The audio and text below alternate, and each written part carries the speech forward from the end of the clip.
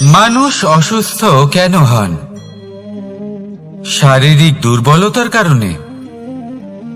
না, মানুষ অসুস্থ হন তার মানসিকতার কারণে, তার বিবেকের কারণে, তার কর্মের কারণে, তার ক্রোধের কারণে। আর যখন কেউ সুস্থ হন, ঠিক হয়ে যান, তার মানে এটা নয় যে শুধু ওষুধের জন্য তিনি সুস্থ হয়েছেন। না, এটা কারোর তার প্রতি প্রেমের প্রভাব, বিশ্বাসের প্রভাব, সম্বলের প্রভাব। শুধুমাত্র ওষুধ দিয়ে কিছুই হয় না। যদি মনে প্রেম থাকে, বিবেক থাকে, বিশ্বাস থাকে, সম্বল থাকে, তবেই সেই ওষুধ কাজ করতে পারে। তাই মনে রাখবেন, এই জীবন হলো অত্যন্ত ছোট। মনে প্রেম ভাব রাখুন, মিত্রতা করুন, শত্রুতা নয়। ভালোবাসুন, বিদ্বেষ নয়। আর এই ভালোবাসার সাথেই বলুন, রাধা রাধা। জীবন, এই জীবনের সত্য কি? জন্ম, যেখান থেকে জীবন আরম্ভ হয়, নাকি সমাপ্তি? মৃত্যু, যেখানে জীবন শেষ হয়ে যায়। জীবনের সত্য এটা নয়, সব কিছু এটা নয়। ভালো করে ভেবে দেখলে কিছুই যায় আসে না যে আপনার জন্ম কোথায় হয়েছে, কিভাবে হয়েছে। এতেও কিছু যায় আসে না যে আপনার মৃত্যু কোথায় হবে, কিভাবে হবে। যায় আসে তখন, গুরুত্বপূর্ণ হলো এটাই যে জীবন আপনি যাপন করেছেন তার উদ্দেশ্য কি ছিল, কি ভাবনা নিয়ে আপনি বেঁচেছেন। এখন যদি আপনি এমন কিছু করেন যার দ্বারা এই সংসার আপনার থেকে জীবন যাপনের প্রেরণা পেতে পারে, মৃত্যুর পরেও আপনার কর্ম দেখে তা স্মরণ করে জীবনে বাঁচতে শেখেন, তাহলে তার তাৎপর্য হলো আপনি নিজের কর্মের দ্বারা, নির্বাচনের দ্বারা অমর হয়ে গেছেন। দেখুন, জীবনে দুশ্চিন্তা করা হলো বৃথা, মৃত্যুর ভয়ও হলো বৃথা। কারণ আত্মা কখনো মরে না, তাকে কেউ শেষ করতে পারে না। না কাল, না মৃত্যু, আর না সময়। যদি এমন কিছু থাকে যা আপনার আত্মাকে শেষ করে দিতে পারে, তাহলে তা আপনারই নিজের দুষ্কর্ম। তাই এই যে জীবনকাল আপনার কাছে রয়েছে, তাতে শুধু শুভ কর্ম করুন, দুশ্চিন্তা করা ত্যাগ করুন। এমন কর্ম করুন যা দেখে সংসার উচিত পথে চলে আসবে, শুভ কর্ম করবে।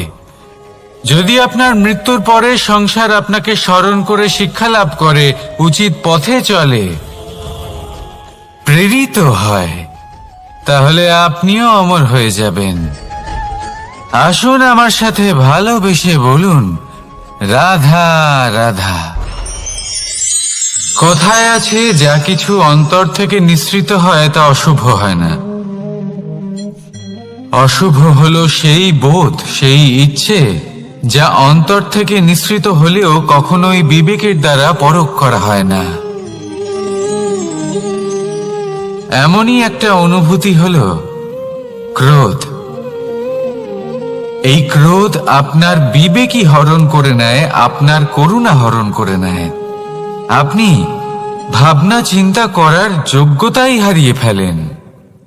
এবার যদি আপনি সংসারকে নিয়ন্ত্রণ করতে চান, ভবিষ্যতের ওপর নিয়ন্ত্রণ রাখতে চান, বর্তমানের ওপর নিয়ন্ত্রণ রাখতে চান, তাহলে প্রথমে নিজের ক্রোধের ওপর নিয়ন্ত্রণ করা শিখতে হবে।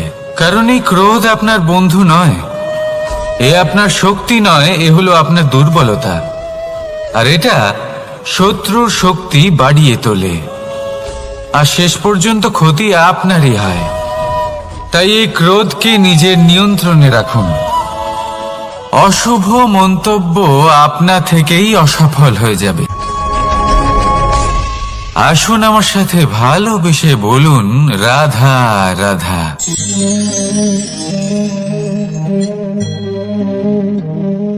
প্রশান্তি জড়িত নিদ্রা মানুষের জীবনের একটা অত্যন্ত গুরুত্বপূর্ণ সুখ। এবং প্রয়োজনীয়তাও। দেখতে গেলে এই সংসারের প্রত্যেক পশু পাখি, প্রত্যেক জীব অবশ্যই নিদ্রা প্রাপ্ত করেন, কিন্তু মানুষ, যার মধ্যে বিচার বিবেচনা করার শক্তি অন্যদের থেকে অনেক বেশি, তার কিন্তু ঘুমের কিছু সমস্যা অবশ্যই হয়। কি বলেন? তাই তো। এবার এর কারণ কি? চিন্তা। এবার চিন্তা আমাদের সবার জীবনে আছে। আমরা সকলে জানি যে চিন্তা কখনো আমাদের সাহায্য করে না, তাও আমাদের জীবনে আছে। কেন? চিন্তার মাধ্যমে কি কখনো কোনো সমস্যার সমাধান হয়েছে? অর্থের চিন্তা করলে কি অর্থ লাভ হয়? ভবিষ্যতের চিন্তা করলে কি ভবিষ্যৎ ঠিক হয়ে যায়? স্বাস্থ্যের চিন্তা করলে কি স্বাস্থ্য নিজে থেকেই ঠিক হয়? হয় না। তাহলে এই সব কিছু থেকে আমাদের একটা ছোট্ট শিক্ষা অবশ্যই লাভ করা উচিত। আপনিও আপনার কাঁধ থেকে চিন্তার এই বোঝা নামিয়ে ফেলুন। আর এই সব ইচ্ছে একত্রিত হয়ে আমাদের মনে চিন্তা উৎপন্ন করে। তাই এই চিন্তাগুলিকে ত্যাগ করুন। প্রকৃতির প্রেমের উপর বিশ্বাস রাখুন। মনে রাখবেন, যিনি চিন্তা মুক্ত হবেন তিনি চিতা মুক্ত হবেন। সুখের নিদ্রা প্রাপ্ত করুন, আর নিদ্রায় যাবার আগে আমার সাথে ভালোবেসে বলুন, রাধা রাধা।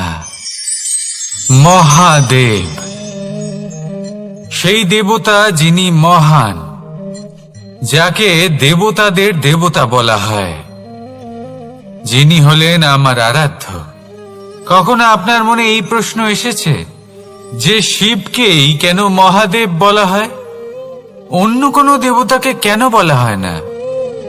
সেই কারণ মহাদেবের মধ্যে, ওনার মধ্যে এমন এক বিশেষ গুণ রয়েছে যা অন্য কারণ নেই। তা হলো নিঃস্বার্থ হয়ে মানুষের সেবা করা। যদি প্রয়োজন পড়ে, যদি সৃষ্টির পথে বিনাশের কালো মেঘ ছেয়ে থাকে, তখন নিজের প্রাণের চিন্তা না করে হলাহল পান করার জন্য প্রস্তুত থাকেন মহাদেব। আর এই অদ্বিতীয় ত্যাগের জন্যই শিবকে মহাদেব বলে ডাকা হয়। এবার যদি কোনো মানুষও নিঃস্বার্থ ভাবনার দ্বারা নিজেকে অর্পণ করে দেয় এই জগতের কল্যাণের জন্য, মানুষের সেবার জন্য, তাহলে তিনিও মহাপুরুষ, মহামানব হতে পারেন। যদি কেউ অভুক্ত থাকেন, তাহলে নিজের থালা থেকে অর্ধেক খাবার তাকে দিয়ে দিন। যদি কেউ অসুস্থ হন, তাহলে তাকে সেবা করার, চিকিৎসা করার চেষ্টা করুন। এই জীবন শুধু নিজের জন্য নয়, অন্যদের প্রতি, সমস্ত সংসারের প্রতি উৎসর্গ করুন। যদি এইসব মানুষ শিখে যান, তাহলে তিনি মহাদেবের পথে অগ্রসর হতে পারেন। যদি মানুষ নিঃস্বার্থ ভাবনার দ্বারা এই সংসারের সেবা করতে শিখে যান, তাহলে তিনি নিশ্চিত রূপে মহামানব অবশ্যই হতে পারবেন। আসুন আমার সাথে ভালোবেসে বলুন, রাধা রাধা। স্বর্ণ, হিরে, মুক্ত, মানিক, এই সব কিছুকে আগে পাথর বলা হতো। তাহলে এমন কি হলো যে এদের রত্ন বলা হয়? আর রত্ন তা বাস্তবে আসলে কি? এটা হলো সেই পাথর যাকে আগে আগুনের তাপ সহ্য করতে হয়েছে, পরখ করা হয়েছে, যাচাই করা হয়েছে, এদের কাটার চেষ্টা করা হয়েছে, কিন্তু তারা কখনোই নষ্ট হয়নি, বরং তারা আরো উদ্ভাসিত হয়েছে, আরো উজ্জ্বল হয়েছে, এই সংসারে আরো প্রকাশ ছড়িয়ে দিয়েছে। সেই জন্য এরা হলো এত অমূল্য, সেই জন্য এরা হলো বহুমূল্য, সেই জন্য এদের রত্ন বলা হয়। এবার মানুষের কাছেও এই নির্বাচনের অধিকার রয়েছে যে আমরা শুধু পাথর হয়ে থাকব নাকি রত্ন হয়ে থাকব। কিভাবে? আমাদের জীবনেও অনেক সমস্যা রয়েছে, বাধা আছে, বিপত্তি আছে। আমরা সেই বাধার তাপে উত্তপ্ত হই, এই সমস্যা আমাদের কাটার চেষ্টা করে। অনেক মানুষ বিভিন্ন পরিস্থিতি আমাদের ভাঙার চেষ্টা করে, কিন্তু আমাদের নষ্ট হলে চলবে না। যেভাবে এই রত্ন সমস্যার সম্মুখীন হয়ে পাথর থেকে রত্ন হয়েছে, সেইভাবেই আমাদেরও আমাদের সমস্যার সম্মুখীন হয়ে রত্ন হয়ে উঠতে হবে। এই সংসারে প্রকাশের স্রোত হয়ে উঠতে হবে। তাহলে এটাই করুন আর আমার সাথে ভালোবেসে বলুন, রাধা রাধা। সংসারে সব থেকে বড় শক্তি আসলে কি? কেউ বলবেন শারীরিক শক্তি, কেউ বলবেন অস্ত্রের শক্তি, কেউ বলবেন জ্ঞানের শক্তি। ঠিক আছে, কিন্তু যদি আমি বলি সংসারের সব থেকে বড় শক্তি হলো শক্তি কোনো এক তথ্যের, আগে হ্যাঁ, তথ্য। এই তথ্য নিজেই কিন্তু খুব শক্তিশালী, অত্যন্ত শক্তিশালী অস্ত্র হলো এই তথ্য। আর সত্যি বলতে অনুচিত তথ্যের থেকে অনেক বেশি ঘাতক হলো অসম্পূর্ণ তথ্য। যেরকম আজ শাম্ব রুক্মির সাথে করেছে, ওকে অসম্পূর্ণ তথ্য দিয়েছে, তার ফলে বিনাশ হলো। যদি এইভাবেই আপনার কাছেও কোনো অসম্পূর্ণ তথ্য আসে, আর যদি আপনি তা পরখ না করে দেখেন, যাচাই না করে দেখেন, আর নিজের কর্ম করেন, তাহলে উত্থানের বদলে আপনি পতনের সম্মুখীন হবেন। বিকাশের বদলে আপনার বিনাশ হয়ে যাবে। মনে রাখবেন একটা অত্যন্ত গুরুত্বপূর্ণ কথা, সঠিক তথ্য পাওয়া সঠিক তথ্য দেওয়ার থেকে অনেক বেশি গুরুত্বপূর্ণ। আশা করি এই কথা আপনি বুঝেছেন। জীবনে যখনই কোনো তথ্য আপনি পাবেন, সেই বিষয় ভেবে দেখুন, পরখ করে দেখুন, যাচাই করুন, তারপর নিজের কর্ম করুন। আর আমার সাথে ভালোবেসে বলুন, রাধা রাধা। ধর্ম এবং প্রেম, এই দুই হলো একই মুদ্রার দুই পিঠ। যদি এদের মধ্যে কোনোটা নষ্ট হয়ে যায়, তাহলে দ্বিতীয়টাও থাকে না। কখনো ভেবেছেন এমন কেন হয়?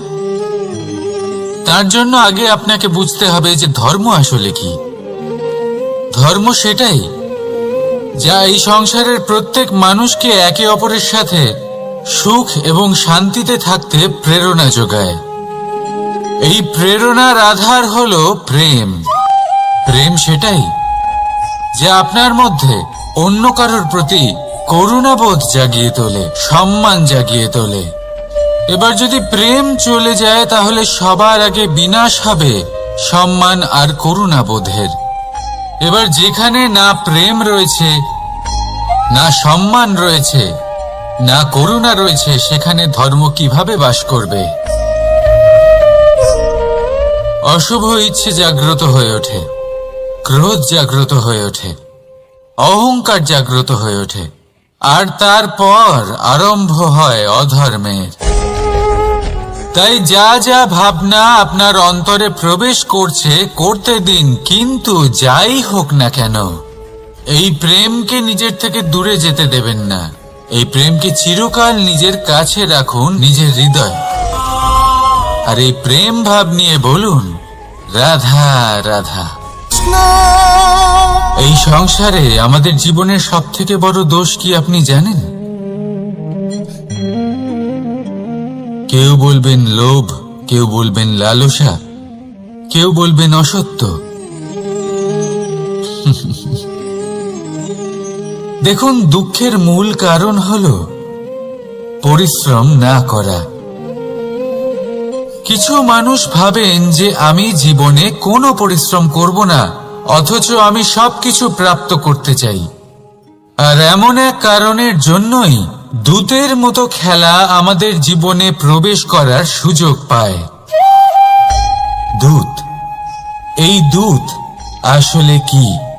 দূত অর্থাৎ কোনো পরিশ্রম ছাড়াই অন্য কেউ পরিশ্রম করে যা অর্জন করেছেন, যে সুখ সুবিধা অর্জন করেছেন, তা নিজের জন্য শুধুমাত্র একটা খেলার মাধ্যমে নিজের করে নেবার ইচ্ছে।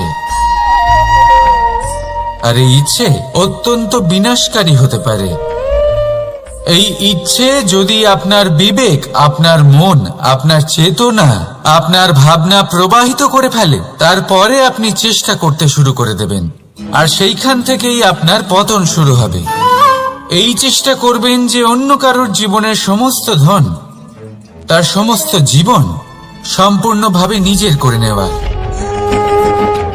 কারণ প্রথমে আশা জাগ্রত হয়, আর এই আশা হতাশায় পরিণত হতে সময় লাগে না। এই হতাশা কুণ্ঠায় পরিণত হতে সময় লাগে না, কুণ্ঠা লোভে পরিণত হতে সময় লাগে না, আর এই লোভ প্রতিশোধ স্পৃহাতে পরিণত হতে সময় লাগে না। আর যখন এই সব কিছু হয়, আপনি দুষ্ট হয়ে যান। আর সবাই জানেন যে প্রত্যেক দুষ্ট ব্যক্তির পতন হলো অবশ্যম্ভাবী। তাই নিজেকে দূতের থেকে দূরে রাখুন আর পরিশ্রমকে নিজের কাছে টেনে নিন। জীবনে আপনার যা যা স্বপ্ন রয়েছে, যা আপনি করতে চান, শুধুই পরিশ্রম দ্বারা অর্জন করুন। তাহলে তাই করুন, আর আমার সাথে ভালোবেসে বলুন, রাধা রাধা। জীবনে কিছু শেখা অত্যন্ত গুরুত্বপূর্ণ। এবার কি কি শিখতে হবে, সেই সব শেখানোর জন্য অনেক শিক্ষক রয়েছেন। কিন্তু কি শিখবেন না আর কি করবেন না, এটা আমাদের নিজের অভিজ্ঞতা দিয়ে শিখতে হয়। কিন্তু তার মানে এটা নয় যে যদি আপনাকে শিখতে হয় যে আগুনের তাপ কতটা, আপনাকে আগুনের মধ্যে হাত দিতে হবে। না, অন্য কারোর অভিজ্ঞতা দ্বারাও শিখতে পারেন। প্রশ্ন শুধুমাত্র একটাই যে আপনি কি শিখতে চান নাকি চান না। যদি আপনি এটাই ভাবেন যে আমি শুধুই নিজের অভিজ্ঞতা দ্বারাই শিখতে চাই, তাহলে জীবনকাল ছোট মনে হবে, অনেক কিছুই শিখতে পারবেন না। তাই নিজের সাথে সাথে বড়দের অভিজ্ঞতার দ্বারাও শেখা শুরু করে দিন। এই সংসারের অভিজ্ঞতা দ্বারা শিখতে শুরু করে দিন। আর এটা নিশ্চিত রূপে শেখা আবশ্যক যে কখন কি করবেন না, কোথায় থামতে হবে আর কোথায় থামবেন না। তাহলে আসুন আর আমার সাথে ভালোবেসে বলুন, রাধা রাধা।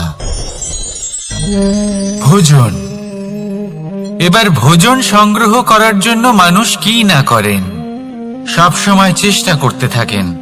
ফসল উৎপাদনের জন্য অনেক পরিশ্রম করতে থাকেন, কিন্তু অনেক সময় অনেক পরিশ্রম করার পরেও ফসল ভালো উৎপাদন হয় না।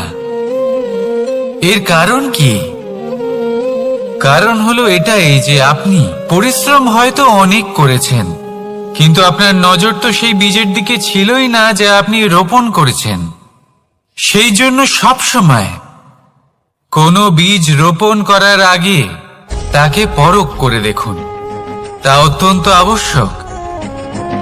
আর সেইভাবেই যখনই কোনো কর্মের প্রশ্ন আসে, তাহলে সেখানে শুধুমাত্র পরিশ্রম যথেষ্ট নয়। সেই কাজের প্রতি আপনার কর্তব্য কি, আপনার উদ্দেশ্য কি, সেটা জানা হলো অত্যন্ত গুরুত্বপূর্ণ। তাই কর্ম করুন, কিন্তু সেই কর্মের প্রতি আপনার যা উদ্দেশ্য তার মাহাত্ম্য বুঝতে চেষ্টা করুন। তাহলে আসুন আমার সাথে ভালোবেসে বলুন, রাধা রাধা।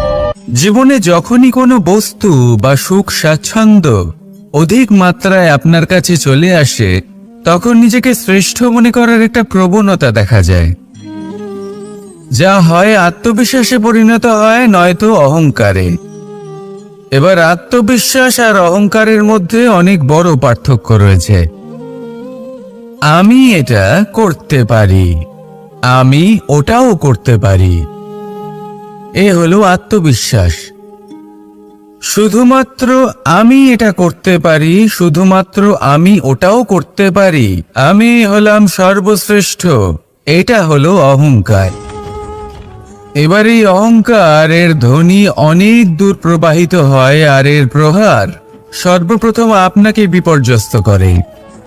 এবার এই অহংকার এর বিপরীত শব্দ হলো বিনয়, অর্থাৎ নিজের ঊর্ধ্বে উঠে অন্যের বিষয়ে ভাবনা চিন্তা করা, সংসারের বিষয়ে ভাবা। এই বিনয়ী হবার চেষ্টা করুন, একের থেকে অনেক হওয়ার চেষ্টা করুন এবং একসাথে থাকার চেষ্টা করুন। নিশ্চিত রূপেই আপনি বিকাশের কারণ হবেন। মত্ততা থেকে নিজেকে দূরে রাখুন, অহংকার থেকে নিজেকে দূরে রাখুন। এই মন প্রসন্ন হয়ে বলবে, রাধা রাধা। কোনো এক বস্ত্রে যদি ছোট্ট একটা ছিদ্র উৎপন্ন হয়, আর যদি আমরা তার দিকে নজর না দিই, তাহলে সময়ের সাথে সমগ্র বস্ত্র ছিঁড়ে যায় আর কোনো কাজে আসে না। যদি কোনো একটা নৌকাতে ছোট্ট একটা ছিদ্র উৎপন্ন হয়, তাহলে সময়ের সাথে পুরো নৌকাই জলে ডুবে যায়। লক্ষ্যের দিকে অগ্রসর হওয়ার সময় একটা ছোট্ট ভুল আপনি যদি করে ফেলেন, তাহলে আপনাকে তার লক্ষ্যের থেকে দূরে করে দিতে পারে। এমনটা এই সম্পর্কের সাথেও হয়ে থাকে। কোনো একটা ছোট্ট কথা, একটা ছোট্ট মনোমালিন্য যদি সম্পর্কে আসে এবং সেটা না মেটানো হয়, তাহলে সেই সমগ্র সম্পর্কটা অনেক বড় বড় সম্পর্ক ভেঙে যেতে পারে। যদি আপনার সম্পর্কে ছোট্ট একটা ছিদ্র উৎপন্ন হয়, তাহলে প্রেমের সূচ আর স্নেহের সুতো দ্বারা সেলাই করে ফেলুন, যাতে আপনার এই সম্পর্ক অটুট থাকে এবং প্রেম দ্বারা পরিপূর্ণ থাকে। আসুন আমার সাথে ভালোবেসে বলুন, রাধা রাধা। দু রকমের প্রাকৃতিক বেগ থাকে। প্রথম হলো বর্ষা। যখন এর বর্ষণ হয়, তখন মাটিকে শীতল করে নতুন ফসল ফলায়। আর দ্বিতীয় হয় পবন, যা আমাদের সর্বদা শ্বাসবায়ু প্রদান করে। অশান্ত এই মনকে শান্তি প্রদান করে, এই ক্লান্ত শরীরে স্ফূর্তি প্রদান করে। আমাদের জীবনে যত আবেগ আছে, তা হয় বর্ষার মতো হওয়া উচিত, নয় হওয়া উচিত পবনের মতো। ক্রোধ, মতভেদ, বিবাদ, এগুলো হওয়া উচিত বর্ষার মতো। অর্থাৎ কিছু সময় পরে যেন এরা নিজে থেকেই ছিন্ন ভিন্ন হয়ে চলে যায়। আর যদি পবনের মতো কোনো আবেগ থাকা উচিত, তা হলো প্রেম, যা সর্বদা শ্বাসবায়ু প্রদান করে, সবসময় সাথে থাকে। একে আমরা অনুভব করতে পারি না, কিন্তু এই আমাদের অনুভব করার জন্য প্রাণবায়ু প্রদান করে। আর যখন চক্রবাতের মতো সে ভয়ঙ্কর হয়ে ওঠে, তখন সমগ্র সংসার বদলে দেয়। এর সারমর্ম একটাই, শক্তি। মতভেদ, ক্রোধ, বিবাদের শক্তি যদি থাকে, তা আছে প্রেমের মধ্যে। তাই এই প্রেমকে মনের মধ্যে রাখুন আর আমার সাথে বলুন, রাধা রাধা। জীবনে দুই ধরনের আবেগ রয়েছে, যার কোনো মূল্য নেই। আমার কথার অর্থ এটা নয় যে এদের কোনো গুরুত্ব নেই। গুরুত্ব যথেষ্টই রয়েছে, শুধু এদের জন্য আপনাকে কোনো মূল্য দিতে হয় না। প্রথম আবেগ হলো আনন্দ, প্রসন্নতা। এটা আপনি যে কোনো জায়গায় খুঁজে পেতে পারেন, যদি আপনি খুঁজে পেতে চান। আপনি কোনো পুষ্পের সৌন্দর্য দেখে প্রসন্ন হতে পারেন। বায়ুর কারণে যখন একটি বৃক্ষ শিহরিত হয়, সেটা দেখে আপনি প্রসন্ন হতে পারেন। একটা ছোট্ট শিশুর কলরব শুনেও আপনি প্রসন্ন হতে পারেন। একটা ক্রন্দনরত বালককে হাসিয়ে আপনি প্রসন্ন হতে পারেন। সবকিছু আপনার উপর নির্ভরশীল। সেখানে আরেকটি আবেগ হলো দুশ্চিন্তা। মানুষ বড়ই দুশ্চিন্তা করতে থাকে। আজ আমি এই কাজ করেছি, সেই বিষয়ে চিন্তা। আজ আমি এই কাজ করতে পারিনি, সেই বিষয়ে চিন্তা। কাল আমাকে এই কাজ করতে হবে, সেই নিয়ে চিন্তা। আমি কি সেই কাজটা করতে পারবো, সেই বিষয়েও দুশ্চিন্তা। চিন্তা সর্বত্র রয়েছে, যার জন্য মূল্য দিতে হয় না। যত চান আপনি একত্রিত করতে পারেন। একটা গুরুত্বপূর্ণ কথা মনে রাখবেন, প্রসন্নতা জীবনের একটা নতুন সূত্রপাত। সেখানে দুশ্চিন্তা হলো জীবনের চিতার সমান। এবার এই দুটি আবেগ হলো মূল্যহীন, দুটোই আপনার সামনে আছে। কোনটা চয়ন করবেন আপনি? দুশ্চিন্তা নাকি প্রসন্নতা? সিদ্ধান্ত আপনারই। আসুন আর আমার সাথে ভালোবেসে বলুন, রাধা রাধা। জীবনের প্রত্যেক মুহূর্ত আমাদের কিছু না কিছু শিক্ষা দেয়, নির্ভর করছে আমাদের দৃষ্টিভঙ্গির ওপর। যেমন নদী হলো আমার অত্যন্ত প্রিয়, নদীতে ভ্রমণ করতে আমার খুব ভালো লাগে। কি বলেন? নদীতে সবসময় নতুন কিছু থাকে, ও পুরনো কিছুই নিয়ে বসে থাকে না। সব সময় প্রবাহমান, কখনো থামে না। ততক্ষণ থামে না যতক্ষণ না সাগরে গিয়ে সমাহিত হচ্ছে। ঠিক এইভাবেই আমাদেরও উচিত নিজের জীবন অতিবাহিত করা, নদীর মতো।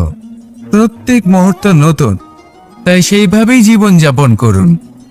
পুরনো কিছুই একত্রিত করে রাখবেন না, বিগত স্মৃতির মাঝে নিজেকে হারিয়ে ফেলবেন না। এই যে বর্তমান, এই যে মুহূর্ত, সেটাই হলো সর্বশ্রেষ্ঠ। এর মাঝেই জীবন যাপন করুন। নদীর মতো প্রবাহমান হতে শিখুন। আপনি শিখে গেলে তাহলে মনে রাখবেন, আমার আপনার মাঝে বিচরণ করতে বড়ই ভালো লাগবে। যে ব্যক্তি আনন্দের সাথে জীবনের প্রত্যেকটা মুহূর্ত অতিবাহিত করে কোনো চিন্তা ছাড়াই প্রবাহমান হয়, কখনোই থামে না যতক্ষণ না মুক্তি লাভ করছেন, এমন ব্যক্তির মধ্যেই রাধাকৃষ্ণ বসবাস করেন। তাহলে আসুন আমার সাথে ভালোবেসে বলুন, রাধা রাধা। আপনি অবশ্যই কোনো গাছ দেখে থাকবেন যেখানে অনেক ফল রয়েছে। সেই গাছের ডালগুলি নিজে থেকেই নত হয়ে যায়। কেন? যাতে মানুষ, প্রাণী, এরা সকলে যাতে সেই ফল খুব সহজে গ্রহণ করতে পারেন। এটাই হলো প্রকৃতির শিক্ষা, এটাই হলো প্রকৃতির নিয়ম। মানুষেরও কিছুটা এরকমই হওয়া উচিত। যদি আপনি সাফল্যের চরম সীমায় পৌঁছে যান, অনেক বেশি ধন অর্জন করে ফেলেন, তখন মনে রাখবেন যে আপনি যেন অহংকারী না হয়ে পড়ে। বিনম্র থাকতে হবে। সেই ধনকে ব্যবহার করতে হবে উচিত কাজের জন্য। সেই ধনের দ্বারা সমাজের মঙ্গল করা উচিত। সকল মানুষকে সাহায্য করা উচিত যাদের ধনের অভাব আছে। যদি ধনী হওয়া সত্ত্বেও আপনি ধনের সদ্ব্যবহার এই সমাজের মঙ্গলের জন্য, তার ভালোর জন্য না করেন, যদি আপনি ধন দান না করেন, তাহলে এই ধন অহংকার রূপী বিষে পরিণত হয়ে আপনাকেই নাশ করবে। তাই ফলে ভরা গাছের মতো নত হয়ে থাকুন, বিনম্র হয়ে থাকুন, দান করুন, আর আমার সাথে ভালোবেসে বলুন, রাধা রাধা। জল, এ হলো জীবনের আধার, পঞ্চতত্ত্বের মধ্যে একটি, আর অত্যন্ত বিশেষ। এর থেকে অনেক বড় শিক্ষা পাওয়া যায়। এই জল গন্তব্যের বিষয়ে এর স্পষ্ট ধারণা আছে। ও জানে ওর লক্ষ্য কি, আর প্রয়াস করে ততদূর সে পৌঁছেও যায়। এটি পর্বত থেকে বয়ে নিচে নেমে আসে, নদীর সাথে সমাহিত হয়ে তার সাথে বয়ে চলে, চিরসবুজ বনানী গড়ে তোলে, প্রাণীদের তৃষ্ণা নিবারণ করে, সামনে এগিয়ে চলে, মানুষের সাথে মিলিত হয়। যারা একে বাঁধের মধ্যে বেঁধে রাখতে চেষ্টা করে, সে বন্দি দশাতেও থেকে যায়, মানুষের কল্যাণ করে। তারপর বাঁধ থেকে মুক্তি পেয়ে এগিয়ে চলে। কোথাও ধাক্কা খায়, কোথাও বাধা পড়ে, কোথাও যদি পথ খুঁজে না পায়, তাহলে পথ খুঁজেই নেয়। আর যেখানে পথ থাকে না, সেখানে পথ বানিয়ে নেয়, আর শেষ পর্যন্ত নিজের লক্ষ্যে পৌঁছেই যায়। অর্থাৎ সমুদ্রে গিয়ে সমাহিত হয়ে যায়, আমাদেরও কিছুটা এরকমই হয়ে উঠতে হবে। যেখানেই যাবেন সকলের কল্যাণ করুন, সামনে এগোন।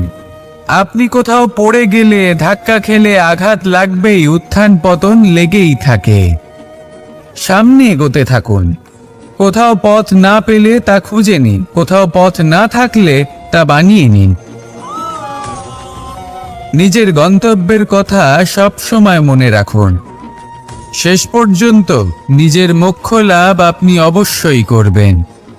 আর আমার সাথে ভালোবেসে বলুন, রাধা রাধা। মানুষ অসুস্থ কেন হন? শারীরিক দুর্বলতার কারণে? না, মানুষ অসুস্থ হন তার মানসিকতার কারণে, তার বিবেকের কারণে, তার কর্মের কারণে, তার ক্রোধের কারণে। আর যখন কেউ সুস্থ হন, ঠিক হয়ে যান, তার মানে এটা নয় যে শুধু ওষুধের জন্য তিনি সুস্থ হয়েছেন। না, এটা কারোর তার প্রতি প্রেমের প্রভাব, বিশ্বাসের প্রভাব, সম্বলের প্রভাব। শুধুমাত্র ওষুধ দিয়ে কিছুই হয় না। যদি মনে প্রেম থাকে, বিবেক থাকে, বিশ্বাস থাকে, সম্বল থাকে, তবেই সেই ওষুধ কাজ করতে পারে। তাই মনে রাখবেন, এই জীবন হলো অত্যন্ত ছোট। মনে প্রেম ভাব রাখুন, মিত্রতা করুন, শত্রুতা নয়। ভালোবাসুন, বিদ্বেষ নয়। আর এই ভালোবাসার সাথেই বলুন, রাধা রাধা। জীবন, এই জীবনের সত্য কি? জন্ম, যেখান থেকে জীবন আরম্ভ হয়, নাকি সমাপ্তি? মৃত্যু, যেখানে জীবন শেষ হয়ে যায়। জীবনের সত্য এটা নয়, সব কিছু এটা নয়। ভালো করে ভেবে দেখলে কিছুই যায় আসে না যে আপনার জন্ম কোথায় হয়েছে, কিভাবে হয়েছে। এতেও কিছু যায় আসে না যে আপনার মৃত্যু কোথায় হবে, কিভাবে হবে।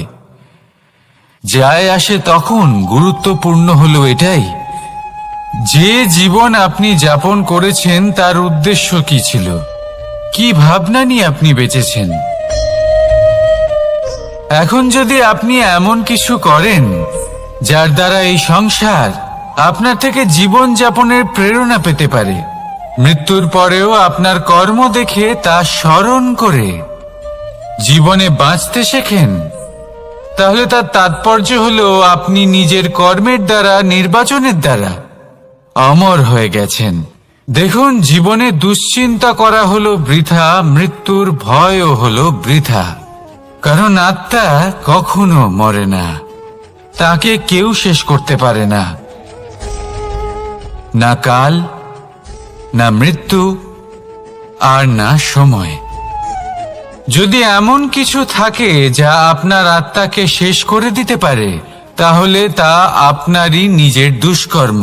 তাই এই যে জীবনকাল আপনার কাছে রয়েছে, তাতে শুধু শুভ কর্ম করুন, দুশ্চিন্তা করা ত্যাগ করুন। এমন কর্ম করুন যা দেখে সংসার উচিত পথে চলে আসবে, শুভ কর্ম করবে। যদি আপনার মৃত্যুর পরে সংসার আপনাকে স্মরণ করে শিক্ষা লাভ করে, উচিত পথে চলে, প্রেরিত হয়, তাহলে আপনিও অমর হয়ে যাবেন। আসুন আমার সাথে ভালোবেসে বলুন, রাধা রাধা। কথায় আছে, যা কিছু অন্তর থেকে নিঃসৃত হয় তা অশুভ হয় না। অশুভ হলো সেই বোধ, সেই ইচ্ছে যা অন্তর থেকে নিঃসৃত হলেও কখনোই বিবেকের দ্বারা পরখ করা হয় না। এমনই একটা অনুভূতি হলো ক্রোধ।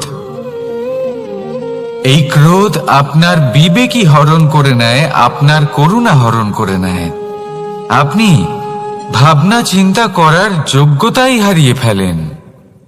এবার যদি আপনি সংসারকে নিয়ন্ত্রণ করতে চান, ভবিষ্যতের ওপর নিয়ন্ত্রণ রাখতে চান, বর্তমানের ওপর নিয়ন্ত্রণ রাখতে চান, তাহলে প্রথমে নিজের ক্রোধের ওপর নিয়ন্ত্রণ করা শিখতে হবে। কারণ এই ক্রোধ আপনার বন্ধু নয়, এ আপনার শক্তি নয়, এ হলো আপনার দুর্বলতা। আর এটা শত্রুর শক্তি বাড়িয়ে তোলে, আর শেষ পর্যন্ত ক্ষতি আপনারই হয়। তাই এই ক্রোধকে নিজের নিয়ন্ত্রণে রাখুন।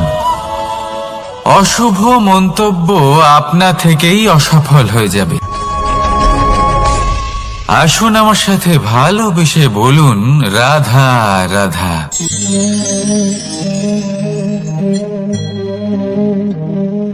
প্রশান্তি জড়িত নিদ্রা মানুষের জীবনের একটা অত্যন্ত গুরুত্বপূর্ণ সুখ এবং প্রয়োজনীয়তাও। দেখতে গেলে এই সংসারের প্রত্যেক পশু পাখি, প্রত্যেক জীব অবশ্যই নিদ্রা প্রাপ্ত করেন, কিন্তু মানুষ, যার মধ্যে বিচার বিবেচনা করার শক্তি অন্যদের থেকে অনেক বেশি, তার কিন্তু ঘুমের কিছু সমস্যা অবশ্যই হয়। কি বলেন? তাই তো। এবার এর কারণ কি? চিন্তা। এবার চিন্তা আমাদের সবার জীবনে আছে। আমরা সকলে জানি যে চিন্তা কখনো আমাদের সাহায্য করে না, তাও আমাদের জীবনে আছে। কেন? চিন্তার মাধ্যমে কি কখনো কোনো সমস্যার সমাধান হয়েছে? অর্থের চিন্তা করলে কি অর্থ লাভ হয়? ভবিষ্যতের চিন্তা করলে কি ভবিষ্যৎ ঠিক হয়ে যায়? স্বাস্থ্যের চিন্তা করলে কি স্বাস্থ্য নিজে থেকেই ঠিক হয়? হয় না। তাহলে এই সব কিছু থেকে আমাদের একটা ছোট্ট শিক্ষা অবশ্যই লাভ করা উচিত। আপনিও আপনার কাঁধ থেকে চিন্তার এই বোঝা নামিয়ে ফেলুন। আর ইচ্ছে, এই সব ইচ্ছে একত্রিত হয়ে আমাদের মনে চিন্তা উৎপন্ন করে। তাই এই চিন্তাগুলিকে ত্যাগ করুন। প্রকৃতির প্রেমের ওপর বিশ্বাস রাখুন। মনে রাখবেন, যিনি চিন্তা মুক্ত হবেন তিনি চিতা মুক্ত হবেন।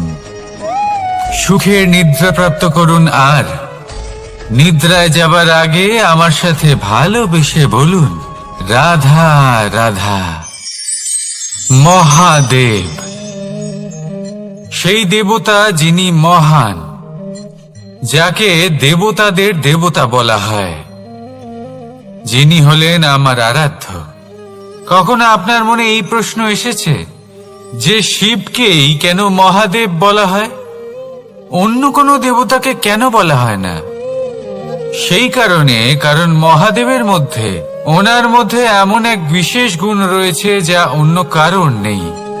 তা হলো নিঃস্বার্থ হয়ে মানুষের সেবা করা। যদি প্রয়োজন পড়ে, যদি সৃষ্টির পথে বিনাশের কালো মেঘ ছেয়ে থাকে, তখন নিজের প্রাণের চিন্তা না করে হলাহল পান করার জন্য প্রস্তুত থাকেন মহাদেব। আর এই অদ্বিতীয় ত্যাগের জন্যই শিবকে মহাদেব বলে ডাকা হয়। এবার যদি কোনো মানুষও নিঃস্বার্থ ভাবনার দ্বারা নিজেকে অর্পণ করে দেয় এই জগতের কল্যাণের জন্য, মানুষের সেবার জন্য, তাহলে তিনিও মহাপুরুষ, মহামানব হতে পারেন। যদি কেউ অভুক্ত থাকেন, তাহলে নিজের থালা থেকে অর্ধেক খাবার তাকে দিয়ে দিন। যদি কেউ অসুস্থ হন, তাহলে তাকে সেবা করার, চিকিৎসা করার চেষ্টা করুন। এই জীবন শুধু নিজের জন্য নয়, অন্যদের প্রতি, সমস্ত সংসারের প্রতি উৎসর্গ করুন। যদি এইসব মানুষ শিখে যান, তাহলে তিনি মহাদেবের পথে অগ্রসর হতে পারেন। যদি মানুষ নিঃস্বার্থ ভাবনার দ্বারা এই সংসারের সেবা করতে শিখে যান, তাহলে তিনি নিশ্চিত রূপে মহামানব অবশ্যই হতে পারবেন। আসুন আমার সাথে ভালোবেসে বলুন, রাধা রাধা। স্বর্ণ, হিরে, মুক্ত, মানিক, এই সব কিছুকে আগে পাথর বলা হতো। তাহলে এমন কি হলো যে এদের রত্ন বলা হয়? আর রত্ন তা বাস্তবে আসলে কি? এটা হলো সেই পাথর যাকে আগে আগুনের তাপ সহ্য করতে হয়েছে, পরখ করা হয়েছে, যাচাই করা হয়েছে, এদের কাটার চেষ্টা করা হয়েছে, কিন্তু তারা কখনোই নষ্ট হয়নি, বরং তারা আরো উদ্ভাসিত হয়েছে, আরো উজ্জ্বল হয়েছে, এই সংসারে আরো প্রকাশ ছড়িয়ে দিয়েছে। সেই জন্য এরা হলো এত অমূল্য, সেই জন্য এরা হলো বহুমূল্য, সেই জন্য এদের রত্ন বলা হয়। এবার মানুষের কাছেও এই নির্বাচনের অধিকার রয়েছে যে আমরা শুধু পাথর হয়ে থাকব নাকি রত্ন হয়ে থাকব। কিভাবে? আমাদের জীবনেও অনেক সমস্যা রয়েছে, বাধা আছে, বিপত্তি আছে। আমরা সেই বাধার তাপে উত্তপ্ত হই, এই সমস্যা আমাদের কাটার চেষ্টা করে।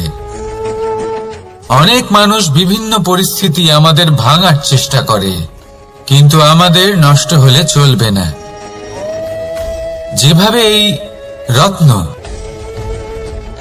সমস্যার সম্মুখীন হয়ে পাথর থেকে রত্ন হয়েছে, সেইভাবেই আমাদেরও আমাদের সমস্যার সম্মুখীন হয়ে রত্ন হয়ে উঠতে হবে। এই সংসারে প্রকাশের স্রোত হয়ে উঠতে হবে। তাহলে এটাই করুন আর আমার সাথে ভালোবেসে বলুন, রাধা রাধা।